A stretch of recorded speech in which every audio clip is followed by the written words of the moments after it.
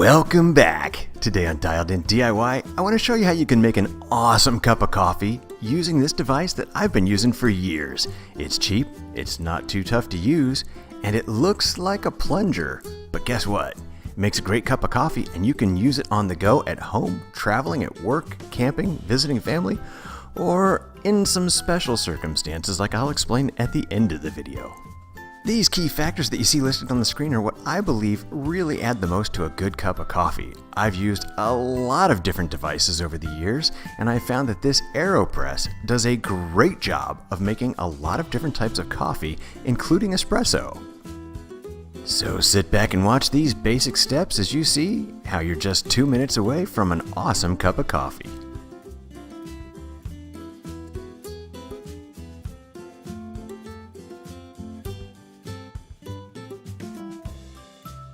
The AeroPress itself is made out of some rough and durable plastic-like materials that are BPA free, so it's also safe to use and easy to pack away. They also come with a handy little carrying case, which is great for throwing it in a suitcase if you want to. I actually bought my first AeroPress a little over 5 years ago. I didn't expect much from it, but I have used it so much that I've really worn it out and it slips a little too easily.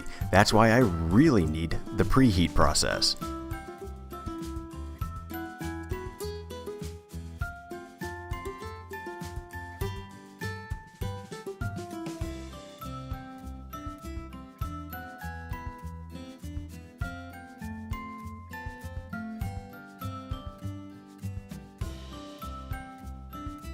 You can see now that I've preheated it, the two parts of the body itself slide with a lot more friction. This is exactly what I want, so I'm ready to go. I'm going to go ahead and dump the preheat water out and begin making my coffee.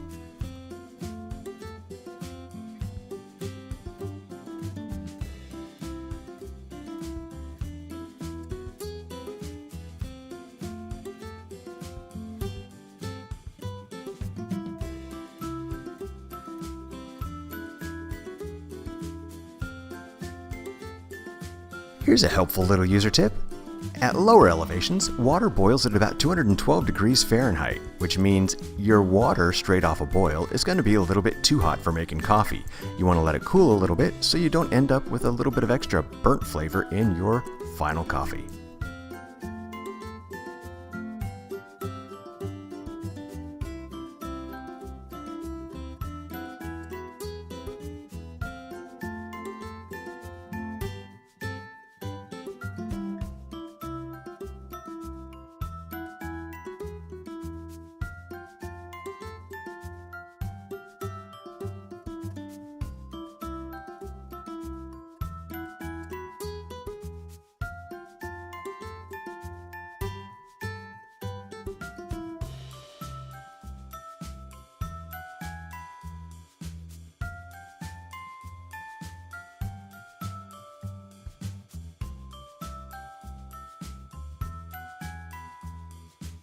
Hey, a basic word of warning, just to be cautious when you're working with an AeroPress or any other kind of a coffee maker. Just to note that yes, you are working with boiling temperatures of water and hot components.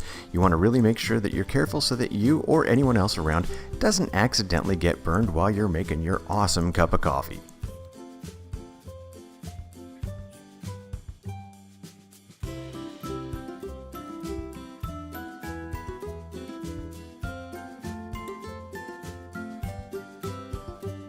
So what I've shown you here today is the amount of grounds and water that I use in my typical daily brew cycle for making a cup of coffee.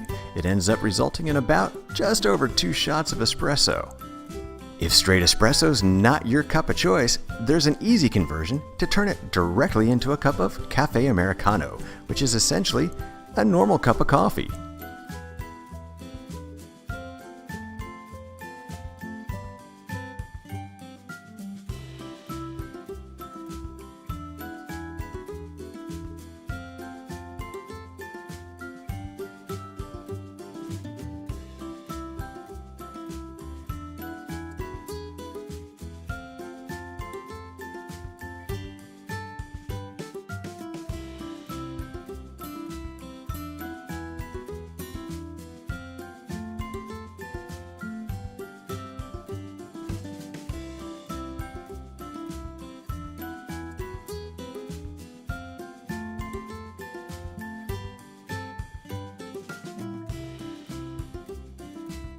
At the outset of the video, I mentioned some special circumstances under which you might want to use a device like this, which is why my original version of this video was made for Brittany and Gina. They came to stay at our home while our son was being born recently.